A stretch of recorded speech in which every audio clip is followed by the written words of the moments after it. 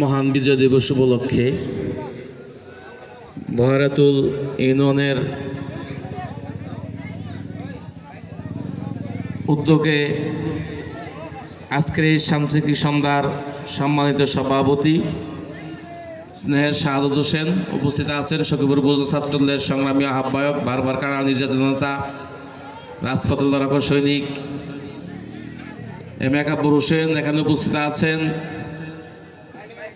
বহরাতুল ইউনিয়নের কৃতি সন্তান আমার বন্ধু সখীপুর উপজেলা যুবদলের অন্যতম যুগ্ম আহ্বায়ক মনিরুজ্জামান মনির এখানে উপস্থিত আছেন। যুবদলের বহরাতুল যুবদলের সাবেক সদস্য সচিব হালিম ভাই আমাদের সাথে উপস্থিত হয়েছেন বহর সঙ্গী হিসাবে। বহরাতুল ছাত্রদলের সভাপতি মেহেদি উপস্থিত আছেন। কালিয়ান ছাত্রদলের সাধারণ সম্পাদক মিয়া সবুর সহ আমি সবার নামের ডেস্ক করলাম না, সময় স্বল্পতা। আমি প্রথমে শ্রদ্ধার সাথে স্মরণ করতে চাই মহান স্বাধীনতার ঘোষক বাংলাদেশ জাতীয়তাবাদী দল বিএনপির প্রতিষ্ঠাতা শহীদ প্রেসিডেন্ট জিয়াউর রহমানকে আমি আর স্মরণ করতে চাই, যাদের এই রক্তের বিনিময়ে আমরা একটি স্বাধীন বাংলাদেশ পেয়েছি। সকল শহীদদের প্রতি শ্রদ্ধা রইল।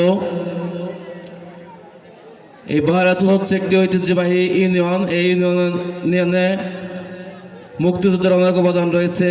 এখানে একটি মুক্তিযুদ্ধের স্মৃতিস্তম্ভ রয়েছে। বিগত স্বৈরশাসক ফ্যাসিস্ট হাসিনা সরকার কর্তৃক আপনাদের যে সঠিক ইতিহাস সেগুলোকে ভুলণ্ঠিত করে দিয়েছে। আপনার সঠিক ইতিহাস জানবেন মুক্তিযুদ্ধের। আপনাদের বহরাতুলের সকলের কাছে আমাদের নেতা প্রিয় অ্যাডভোকেট আহমেদ আজম খানের জন্য দোয়া চাচ্ছি। শকুর বাসালে আমাদের নেতা প্রিয় অ্যাডভোকেট আহমেদ আজম খান ধানের শীষ প্রতীক নিয়ে বিএনপির ক্যান্ডিডেট হবেন। সবাইকে দলমত নির্বিশেষে ওনাকে জয়যুক্ত করার জন্য আহ্বান জানাচ্ছি। আমি কথা দীর্ঘায়িত করবো না।